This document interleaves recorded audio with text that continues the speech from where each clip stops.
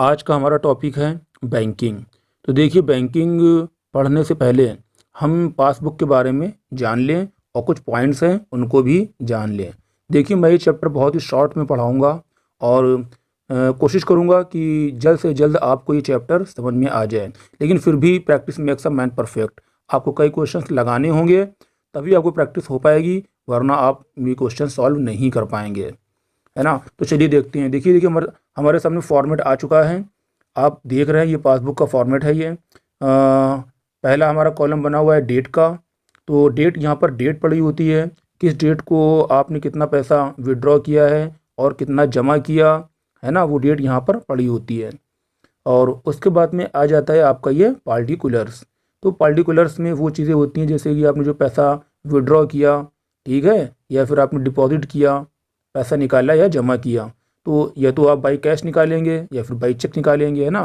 तो पैसा किस तरह से आपने निकाला है, चेक के द्वारा निकाला है या आपने कैश निकाला है, तो यहाँ पर लिखा जाएगा बाई कैश या बाई चेक। ठीक। उसके बाद में विड्रॉ। विड्रॉ मतलब होता है पैसा निकालना। कितना पैसा निकाला है आपने, अगर 5000 निकाला है तो यहाँ पर 5000 आ जाएगा। 2000 आपने पैसा निकाला है, विड्रॉ किया है, तो यहाँ 2000 आ जाएगा, है ना। उसके बाद देखिए आप, नेक्स्ट कॉलम आपका आ गया है अमाउंट डिपॉजिटेड। डिपॉजिटेड यानी कि कितना पैसा आपने जमा किया बैंक में। सपोज करिए आपने 3000 जमा किया है, ठीक है, तो यहाँ पर 3000 आ जाएगा। आपने अगर 2000 जमा किया है तो यहाँ पर 2000 आ जाएगा। ओके। देखिए आगे लिखा हुआ बैलेंस। बैलेंस का मतलब कि अब इस वक्त आपके अकाउंट में कितना बैलेंस है। ठीक। सपोज करिए कि पिछले महीने आपके अकाउंट में 5000 रुपये थे। ठीक। उसके बाद में आपने क्या किया, आपने जो है 2000 और जमा कर दिए। तो अब जो बैलेंस हो गया, कितना हो गया आपका बैलेंस, आपका बैलेंस हो गया आपका 7000 रुपीज़। इसी तरह से सपोज करिए कि आपके अकाउंट में 10,000 रुपये थे, है ना। लेकिन आपने क्या किया, आपने जो है उसमें से 5000 रुपये निकाल लिए, यानी कि विड्रॉ कर लिया। तो अब बैलेंस क्या हो गया, बैलेंस हो गया 5000 रुपीज़। देखिए यहाँ पर आप देख सकते हैं कि B/F लिखा हुआ है ना, पार्टिकुलर्स में। तो ये B/F का मतलब होता है brought forward from the previous page of the passbook, यानी पासबुक के जो पहले का पेज था, ठीक है, उसमें आपका कितना बैलेंस था वो नए पेज में शो किया है आपने। आप लोगों के घर में मम्मी या पापा का बैंक अकाउंट होगा, उनके पास पासबुक भी होगी। एक बार लेकर ज़रूर देखिएगा उसको। देखिए इसमें एक फार्मूला होता है। ये फार्मूला बहुत ही ईजी है और आप लोगों ने क्लास 7th और 8th में पढ़ा भी होगा, है ना। Interest is equal to PRT upon 100। तो देखिए जो आपका P है ये आपका प्रिंसिपल है। ठीक। प्रिंसिपल वो होता है जिस पर हमें इंटरेस्ट मिलता है ना, वो रुपए होते हैं, ये हमें इंटरेस्ट पे करना होता है। ठीक। दूसरा आपका हो गया R यानी कि रेट ऑफ इंटरेस्ट। ठीक। और टी यानी कि टाइम, और ये जो टाइम होगा ये आपका ईयर में होगा। बस सिर्फ यही फार्मूला आपको याद करना है और ज़्यादा दिमाग नहीं लगाना है और कैलकुलेशन कर लेना है। चलिए अब हम लोग बढ़ते हैं अपने मेन पॉइंट की तरफ। तो ये जो बैंकिंग के क्वेश्चन है, इसमें जो मेन चीज़ होती है वो आपका होता है प्रिंसिपल। हर महीने का प्रिंसिपल आपको फाइंड करना है, उन सारे प्रिंसिपल को ऐड कर लेना है, ठीक है। उसके बाद दिमाग बिल्कुल नहीं लगाना है, फार्मूला लगाना है, interest is equal to PRT upon 100 और कैलकुलेट कर लेना है ना। तो अब जहाँ पर दिमाग लगाना है वो दिमाग लगाना है आपको फाइंड करने के लिए प्रिंसिपल को। देखिए प्रिंसिपल क्या होता है, the minimum balance on the 10th day and up to the last day of each month. This minimum balance so obtained works as the principal for the month. देखिए जो प्रिंसिपल लिया जाता है वो हर महीने की 10 तारीख से लेकर महीने की आखिरी तारीख तक जो मिनिमम बैलेंस होता है वही हमारा प्रिंसिपल होता है। देखिए फिर ध्यान रखिएगा, मैंने 10 तारीख बोली है, 10 तारीख से पहले आपका जो भी अमाउंट होगा वही प्रिंसिपल होगा, लेकिन 10 तारीख से लेकर महीने के आखिरी दिन तक जो मिनिमम बैलेंस होगा वो प्रिंसिपल होगा। देखिए कहने का मतलब ये है कि अगर आपने 1 तारीख को पैसा जमा किया, 2 को जमा किया, 3, 4, 5, 6, 7, 8, 9, 10, यानी 10 तक आप जितना चाहो उतना पैसा जमा कर सकते हो और निकाल सकते हो। ठीक है, तो 10 तारीख तक आपका जो भी बैलेंस होगा उस पर आपको इंटरेस्ट मिलेगा और वही प्रिंसिपल होगा। लेकिन 10 तारीख के बाद अगर आप जो पैसा जमा करोगे, है ना, तो उसमें देखा जाएगा कम कौन सा है।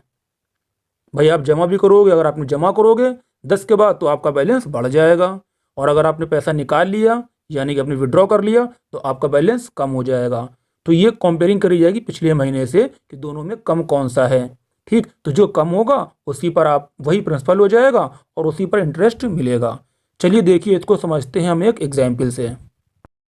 चलिए सपोज करिए 1 अप्रैल को आपका जो बैलेंस था वो था 3220 रुपीज़। उसके बाद में आपने 4 अप्रैल को यानी 4 अप्रैल को 2000 रुपये और डिपॉजिट कर दिए, तो जो आपका बैलेंस था वो हो गया 5220 रुपीज़। ठीक, उसके बाद में 10 अप्रैल को आपने 1000 और डिपॉजिट किया, है ना, तो उसके बाद आपका बैलेंस क्या हो गया, आपका बैलेंस हो गया 6220 रुपीज़। बात समझ में आई। अगर अब आप अप्रैल में पैसे ना जमा करते हैं, ठीक है, तो ये जो आपके 6220 रुपये हैं यही आपका प्रिंसिपल हो जाता और इसी पर आपका इंटरेस्ट मिलता। ठीक है, लेकिन आपने क्या किया, आपने 11 अप्रैल को 4000 रुपये और डिपॉजिट कर दिए। ठीक, तो आपका जो अब बैलेंस है कितना बैलेंस हो गया, 10,220 रुपीज़। ये बात समझ में आई।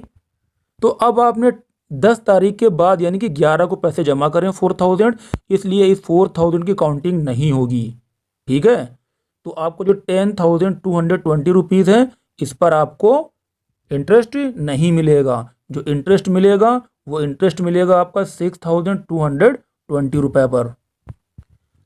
अब क्या करा आपने, आपने 16 अप्रैल को यानी 16 अप्रैल को 2000 रुपये विड्रॉ कर लिए, निकाल लिया, तो आपका बैलेंस कितना हो गया, अब 8220 रुपीज़ हो गया, है ना। तो अब आप देखिए हम कंपेयरिंग करेंगे, 10 अप्रैल का देखिए आप, 11 का देखिए, 16 का देखिए, है ना, इसमें जो सबसे कम है उसी पर इंटरेस्ट मिलेगा, वही हमारा प्रिंसिपल होगा। ठीक है ना, तो जो सबसे कम हमारे पास है वो है 6220 बैलेंस, तो इसी पर हमारा इंटरेस्ट मिलेगा, ना कि 10,220 पर मिलेगा और ना ही 8,220 पर मिलेगा।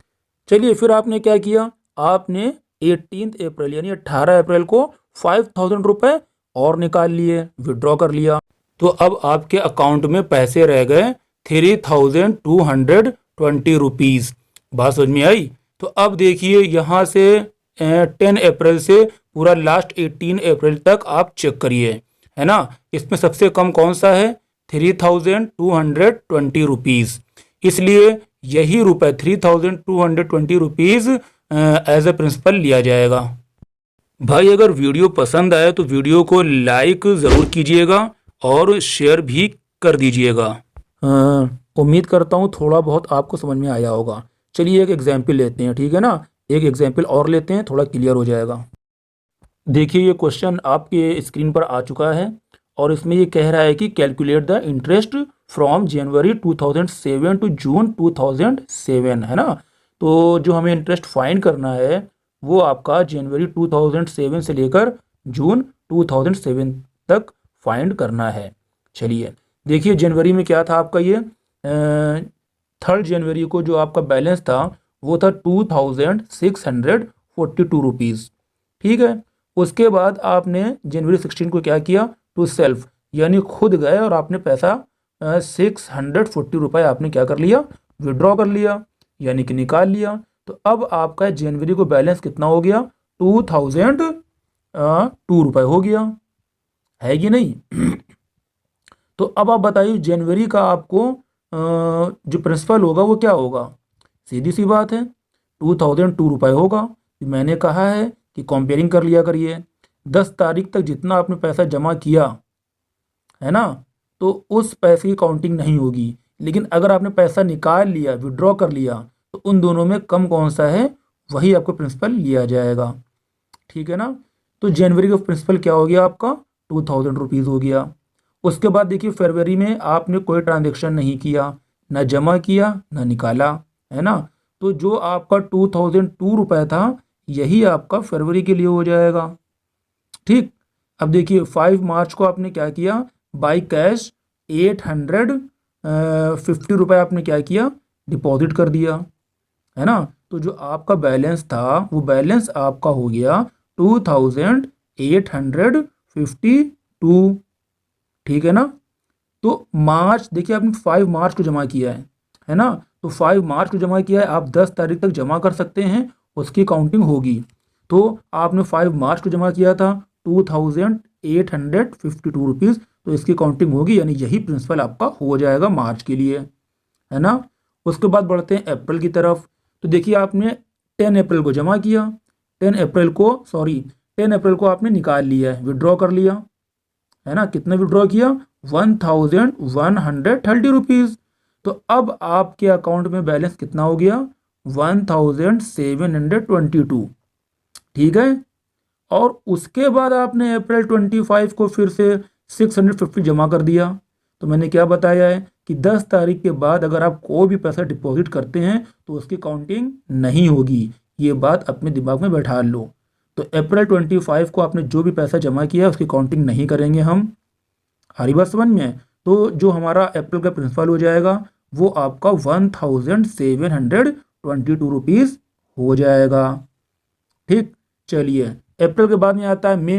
देखिए मई में कोई भी ट्रांजेक्शन नहीं हुआ है ना। तो जो आपका अप्रैल में अमाउंट था यानी 2372 रुपीज़, है ना, तो इसी पर आपको जो है इंटरेस्ट मिलेगा। तो यही आपका प्रिंसिपल हो जाएगा।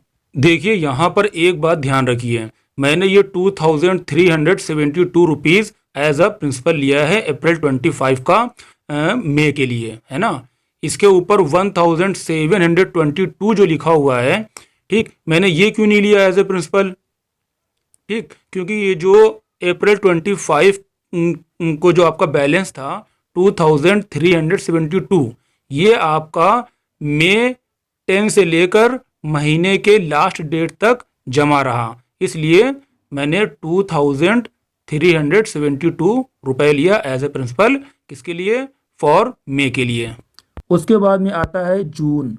देखिए आपने 15 जून को विड्रॉ किया है, क्या किया है, विड्रॉ किया है बाई कैश 577 रुपीज़। ठीक, तो अब आपका बैलेंस क्या हो गया, आपका बैलेंस हो गया 1795। ठीक, तो आपका जो मई में था 2372। ठीक, और अब जो आपका बैलेंस है वो है 1795। तो दोनों में कौन सा कम है, 1795 रुपये आपका कम है, इसलिए यही हो जाएगा प्रिंसिपल। अब हम करेंगे क्या, ये जो सारे प्रिंसिपल निकले हैं हर महीने के, इनको हम प्लस कर लेंगे। ठीक है ना। प्लस करने के बाद में जो भी हमारा आएगा वही हमारा हो जाएगा पी। ठीक है ना। और देखिए आर रेट ऑफ परसेंट इसमें 4 दे रहा था आपको। ठीक, टी लिया जाएगा 1/12 ईयर। चलिए मैं आपको करके दिखा देता हूँ। देखिए जिस तरह से आप देख रहे हैं यहाँ पर कि मैंने मंथ्स को एक कॉलम में लिख लिया है और प्रिंसिपल को एक कॉलम में लिख लिया है ना। तो इसी तरह से आप भी बना लीजिएगा। तो जो जनवरी का प्रिंसिपल था वो आपका था 2002 रुपीज़, और जो आप सेकेंड देख रहे हैं फरवरी, इसमें जो प्रिंसिपल था वो आपका था 2002 रुपीज़। इसी तरह से देखिए मार्च के सामने मार्च का लिखा हुआ है, अप्रैल के सामने अप्रैल का लिखा हुआ है, मई के सामने मई का लिखा हुआ है, और जून के सामने जून का लिखा हुआ है ना। तो इस तरह से आपको करने में प्रॉब्लम नहीं होगी। तो अब क्या करना है, जो सारे प्रिंसिपल्स लिखे हुए हैं हर महीने के, इनको ऐड कर लेना है। ठीक, तो देखिए हमने ऐड कर लिया, यहाँ पर हमारा टोटल आ गया है। अब हम क्या करेंगे, अब हम लगा देंगे formula, interest is equal to PRT/100। अभी अभी आपने P निकाला था, P की वैल्यू पुटअप कर दीजिए, R की वैल्यू पुटअप करिए, T आपको मैंने बताया था 1/12 लिया जाएगा और अपॉन में 100 रहेगा, और कैलकुलेशन कर लीजिए। तो ये देखिए आपका ये आ गया आंसर। देखिए आप लोग बैंकिंग के सेकंड पार्ट को ज़रूर देखिएगा, उसमें हम कुछ और एग्जाम्पल्स को सॉल्व करेंगे, एक्सरसाइज को सॉल्व करेंगे और सीखेंगे नियरेस्ट मल्टीपल ऑफ 10 के बारे में, क्योंकि कभी कभी जो क्वेश्चन आ जाता है नियरेस्ट मल्टीपल ऑफ 10 के बारे में भी क्वेश्चन आ जाता है।